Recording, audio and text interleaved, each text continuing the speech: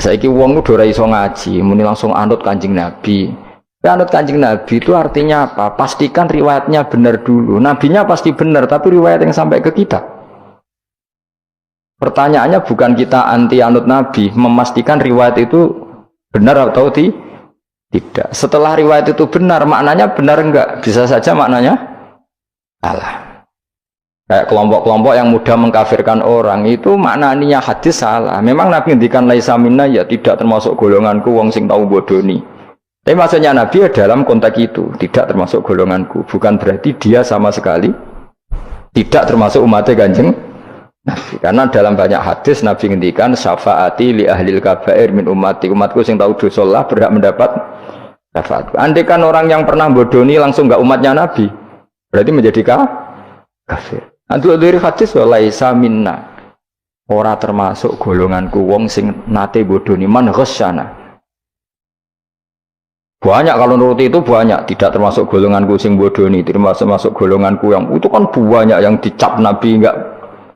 Riwayatnya benar tapi pemaknanya salah.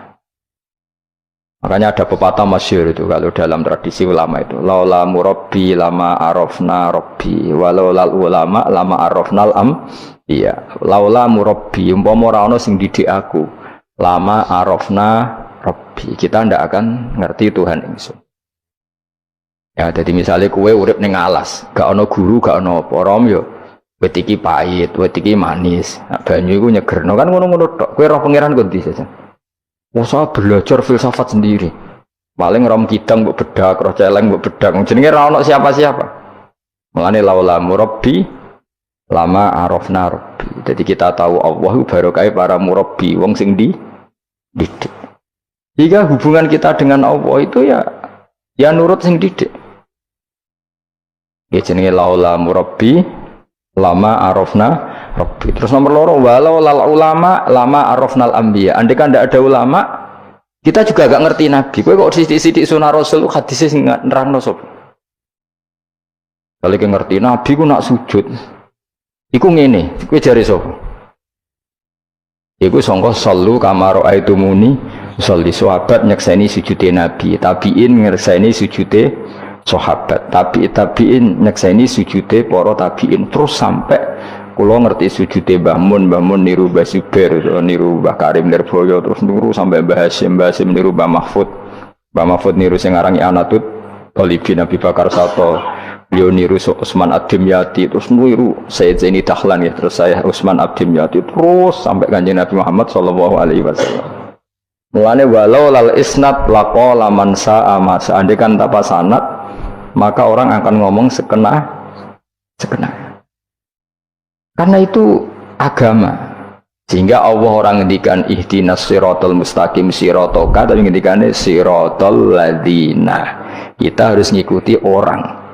Orang itu siapa yang bisa diikuti? An'amta alaihim, yang telah engkau beri nikmat.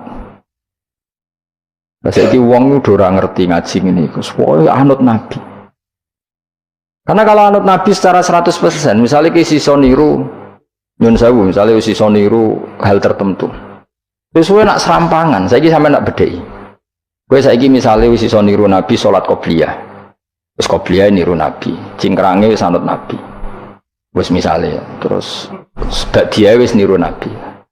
Nanti kalau agama itu tidak ada riwayat. Nabi urip di Mekah Madinah, kenapa kamu tidak urip di Mekah Madinah? Misalnya pertanyaannya seperti itu. Maka yang ini terus panjang. Nah, memperdebatkan seperti ini itu tidak ada dulu ulama. Mulai dulu nggak ada memperdebatkan seperti ini.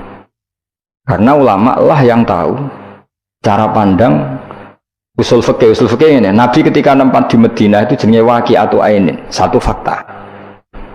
Sementara Nabi nak nasrul Islam itu misi. Ulang lagi ya, Nabi nempat di Madinah namanya waqi'atu ainin, satu fakta. Tapi Nabi nasrul Islam, menyebarkan Islam itu satu misi, satu himmah, satu cita-cita. Sehingga kalau ulama ditanya, kamu hidup di Madinah tapi nggak bisa menyebarkan Islam, dengan hidup di Uni Soviet dan menyebarkan Islam, milih mana? Sehingga Sayyidina Ali karramallahu wajhah itu milih pindah ke Najaf, ke Irak. Karena beliau menganggap Madinah sudah cukup aman Islamnya, aman peradabannya. Beliau ingin menyebarkan Islam di bawah kemana? Kufah, yaitu tenggene Najaf.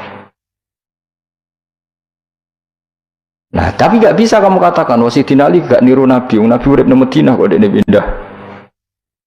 Pindah putih? Irak. Tapi karena pertanyaannya bisa dibalik. Nak tetap neng Madinah, orang Jawa nguyai segoro tahsilul asik. Karena mendakwai sesuatu yang sudah jalan. Tapi kalau ke Irak, menyebarkan agama.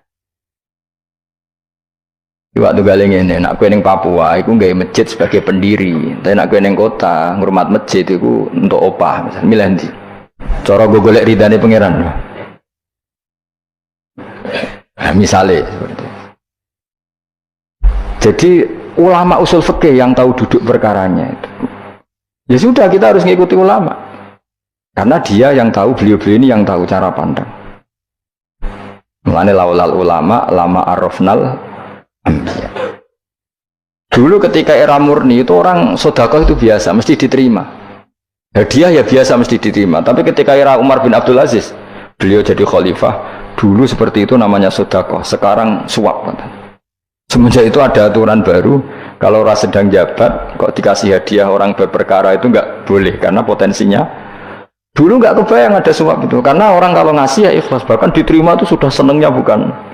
Nah, saya gak salam template sidik ngatur kiai. Mulai dolim. Terus jaluk aneh orang aneh, orang sekedar undang pengajian, jaluk swargo. Amit-amit tenan. Justru itu mari ras swargo, salam template yang ngono kok. Jaluk aneh apa? Jadi saya ulang lagi ya, eling-eling makalah ulama, laula murabbi lama arafna rabbi, walau ulama lama arafnal anbiya. Karena kita butuh sanad. Kalau kamu tanpa sanad, maka membayangkan Islam itu sesuai yang kamu bayangkan tadi. Jadi misalnya kita bayangkan Nabi itu figur yang begini-begini, padahal kadang Nabi itu figur yang secara ilmu soleh itu malah kadang nggak iso nalar. Sing iso nalar itu ilmu yang riwayat. Misalnya gini, Nabi itu punya sisi unik. Kalau dahar itu di depan umum, kadang sampai di luar di depan umum. Terus kalau memperlihatkan sebagai manusia itu ya diperlihatkan. Kenapa? Karena Nabi jadi Nabi itu setelah Nabi Isa. Nabi Isa karena begitu sempurna malah kecelakaan dianggap pangeran. Sehingga Nabi itu kalau dahar di depan umum. Terus Nabi istrinya banyak. Karena untuk mempertegas bahwa Nabi itu tidak Tuhan. Karena ciri utama Tuhan itu tidak beristri, tidak beranak, tidak makan, tidak minum. Jadi kamu ini cara bahasa modern itu Nabi justru bikin kontra dengan Tuhan supaya kelihatan tidak sebagai Tuhan. Nak loro yo bangga, nak dahar yo bangga, nak ngombe yo bangga. Justru itu bagus. Itu di ranah ilmu. Tapi nak di ranah rasa, kowe kan seneng di panutan sing terkenalir atau mangan, terkenalir atau ngombe, kan kesannya kan luweh, wow luweh keren. Tapi secara ilmu itu tidak bagus, karena nanti ada potensi kecelakaan dianggap Tuhan. Itu contoh-contoh kecil. Jadi itu ilmu. Loh, yang tahu itu ya tak ulang lagi ulama. Justru Nabi ketika sakit, ketika dipanah ya luka, ketika diantemi wong kafir ya berdarah-darah, itu bagus.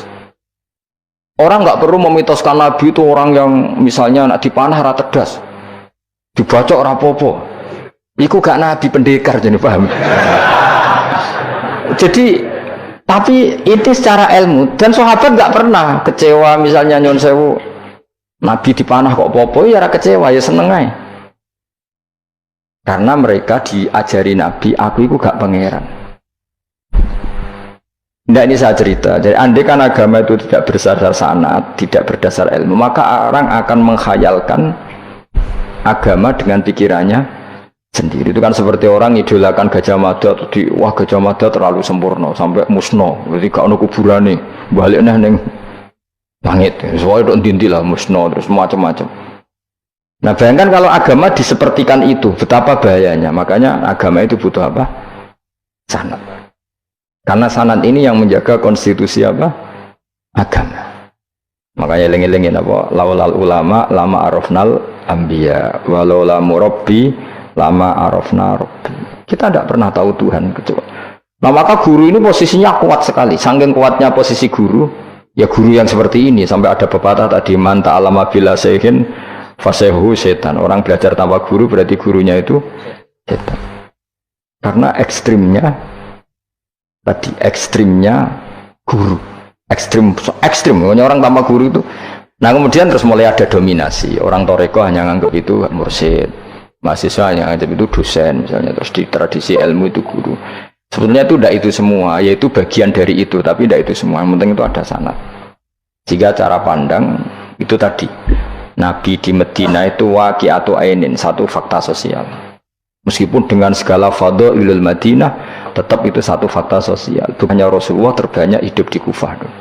Mulai Sayyid alim-alim di Kufah, setelah itu pindah ke Yaman. Apakah pindah ke Yaman itu berarti meninggalkan tempat gaya Rasulullah? Tidak seperti itu. Tapi ciri utama Nabi itu dakwah dan nasrul ilm. Dan yang butuh zaman itu Yaman ya ke Yaman, yang butuh itu ke Indonesia ya ke Indonesia. Nah, andai kan sunnah Rasul dimaknai secara sepihak, kudu urip ning Madinah. Berarti orang Islam sekali gak ning Madinah gak dianggap sunnah Rasul. Wah, kan terus panjang jadinya. Makanya terus ada ilmu, yaitu namanya usul fikih. Usul fikih itu yang ngatur itu semua, yang bisa menganalisis. Caranya gampang saja. Zaman Nabi Sugeng itu sudah nyuruh Sayyidina Ali ke Yaman, disuruh dakwah ke Yaman. Beberapa sahabat disuruh ke daerah-daerah terpencil. Artinya apa? Andai kan yang ditempati Nabi Madinah itu jadi sentral, harus orang di Madinah, Nabi tidak akan menyuruh orang keluar dari. Tapi nyatanya mereka disuruh keluar demi kepentingan dakwah. Berarti keluar dari Madinah itu bukan meninggalkan sunnah Rasul. Akhirnya terus jadi ilmu. Makanya terus dibedakan mana waqi'atu ainin, mana yang misi. Tentu didahulukan apa? Misi atau himmah. Jadi itu harus ada ilmunya, memang seperti itu. Misalnya termasuk yang paling terkenal saya contohkan berkali-kali, Nabi itu kalau sedekah ya pakai tamar, kalau uang ya pakai dinar. Tapi ilmu kita tahu maknanya itu adalah alat tukar. Hingga di Indonesia kita sedekah pakai rupiah. Kalau Nabi pakai tamar, kita ganti beras karena maknanya kut, makanan pokok. Oh, kok pepeh niru Nabi. Lagi niru Nabi saiki berarti sedekah rupiah, gak niru Nabi. Nabi nggak pernah sedekah pakai rupiah, tapi pakai apa? Dinar. Nah itu terus ada ilmunya. Yaitu disebut ada ilmu waqi'atu ainin. Kebetulan Nabi orang Mekah, maka sedekahnya pakai dinar. Di era itu orang Mekah seringnya dahar kurma. Terus itu semua dimaknani kut sama alat tukar apa? Kut sama alat tukar. Sekarang alat tukar rupiah ya berarti sedekahnya rupiah. Kalau zakatnya dulu makanan pokok di Mekah ya kita zakat pakai makanan pokok di Indonesia. Maknanya beras. Itu ya ulama lagi yang tahu, itu ulama. Lane lengi-lengi ihdinas siratal mustaqim itu siratal ladzina, jalannya mereka yang telah engkau beri nikmat. Karena kalau langsung ana tawa ada topo, kan Kanjeng Nabi misalnya itu sanatnya gimana coba? Misalnya sholat madhep Ka'bah. Itu ya sudah kita anut Nabi sholat itu madhep Ka'bah. Tapi zaman Nabi teng Medina itu luas masjid Medina itu sudah lebih dari luasnya Ka'bah. Geleng-geleng. Dina ana wong fanatik Ka'bah itu fanatik presisi Ka'bah itu rapati ngaji. Zaman Nabi Sugeng itu luas masjid itu sudah lebih luas ketimbang Ka'bah. Ka'bah itu hanya 18 kali 16 meter. Saya rungokno 16 sampai 18 meter diameternya itu. Berarti kalau ingin kenceng Ka'bah, semua masjid harus luas maksimal itu 18 meter. Karena kalau masjid itu 50 meter, berarti ujung yang sana sampai sana itu sudah tidak center Ka'bah. Kalau ingin center harus bentuk U. Iya kan? Kalau Ka'bah itu 18 meter, kalau ingin kenceng Ka'bah berarti masjid semua harus berapa luasnya? 18 meter. Nanti kalau 50 meter yang ujung sana sama ujung sana, bodoh utopia, bodoh. Tapi zaman Nabi Sugeng itu masjid di Medina itu sudah lebih luas ketimbang diameter. Itu menunjukkan bahwa madhep Ka'bah itu tidak harus persis Ka'bah untuk jarak yang jauh, cukup jihad itu namanya arah. Ya terus seperti itu. Lagi-lagi lalu lama arafnal ambiya. Kemudian nasah mansuh. Kalau sampean belajar textbook, Nabi Ibrahim itu bojone akeh, Nabi Dawud itu bojone akeh, Nabi Sulaiman apa meneh. Kowe langsung anut. Ya tidak bisa, ulama yang tahu ini syariat yang sudah mansukhoh, sudah dihapus ketentuannya. Ya begitu terus seterusnya. Ngilangin najis ya begitu, terus ngelola anak ya begitu, semuanya. Terus ulama ngarang fikih detail itu, disebut kitab fikih itu, ada Fathul Qorib, ada Fathul Mu'in. Jadi kamu tidak bisa berdiri sendiri memahami agama. Makanya laulal isnad laqala man sa'a masa, andaikan tidak ada sanad, maka orang akan semau gue, karena dia punya pikiran, kebetulan dia kiai, dianggap itu pikirannya Islam. Dia punya pikiran, kemudian dia mubalek pas acara Islam, dikira itu pikiran, padahal pikirannya juga ada orang ngomong, sekarang harus kaya, kalau nggak kaya nggak dihormati. Mana ada target Islam ingin dihormati? Itu satu kesalahan. Bilang harus kaya, mana ada di antara hukum fikih itu kaya itu harus. Mengharuskan sesuatu yang tidak wajib itu dosa besar. Ijabu malam yajib. Itu sudah salahnya kebanyakan. Terus target supaya dihormati, mana ada target Islam orang ingin diridani Allah, pengen dihormati wong. Lucu meneh kan, itu mesti pikirannya sendiri, tidak mungkin itu pikiran Islam. Ya tidak hilang-hilang ya, laulal isnad laqala man sa'a masa. Andai kan tidak ada sanad, maka orang mau ngomong apa saja ngomong. Terus dibutuhkan sanad. Termasuk yang ekstrim, itu juga butuh sanad. Misalnya ini contoh paling gampang ya. Ada dua orang saling bunuh, sama-sama mukmin, sama-sama bawa pedang, tarung, terus yang satu terbunuh. Zaman Nabi Sugeng itu ngendikan al-qatil wal maqtul finnar, yang bunuh dan yang dibunuh di neraka. Buktinya zaman sahabat itu iskal itu janggal. Hadza al-qatil ya Rasulullah, fama balul maqtul. Oke, kalau yang terbunuh, yang membunuh masuk neraka saya sepakat ya Rasul. Tapi kalau yang dibunuh dosanya apa? Jawab Nabi, innahu kana harison ala qatli sahibi. Yang terbunuh sebetulnya mentalnya pembunuh, cuma nasibnya. Maka yang diukur Islam itu himmah, bukan nasib. Dia terbunuh itu fakta, tapi mentalnya pembunuh, sehingga dia harus masuk neraka karena mentalnya pembunuh. Nasibnya terbunuh, tapi mentalnya pembunuh, sehingga al-qatil wal maqtul benar. Nah itu seperti itu, kalau nggak kita pakai riwayat nggak bisa, kita masih pakai logika yang qatil di neraka, yang maqtul di surga. Maka jangan-jangan kita di Indonesia bisa saja kita ini Islamnya luar biasa, karena justru di Indonesia itu kita dakwah. Makanya di guyonan kiai terkenal itu, ini kisah nyata tapi jadi guyonan, tapi nyata. Ada orang dari beberapa negara, ya nggak apa-apa, Imam Akbarnya saja nggak dapat apa-apa.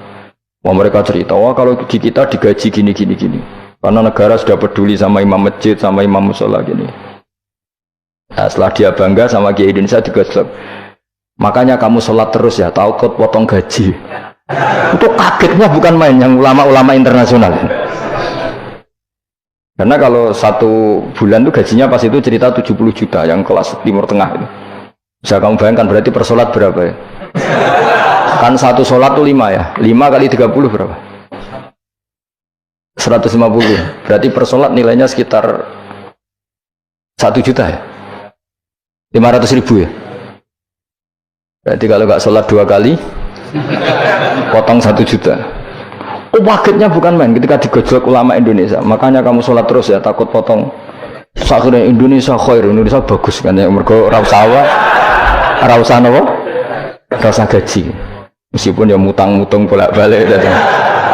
Nah ini cerita, ya itu guyonan, tapi itu masuk akal. Jadi kita ini jangan, kadang-kadang kita ini merindukan Indonesia kayak negara-negara di sana, yang imam masjid diapresiasi oleh negara, muadzin diapresiasi, itu oke. Mungkin pada sisi negaranya bagus, karena ngurus orang-orang soleh.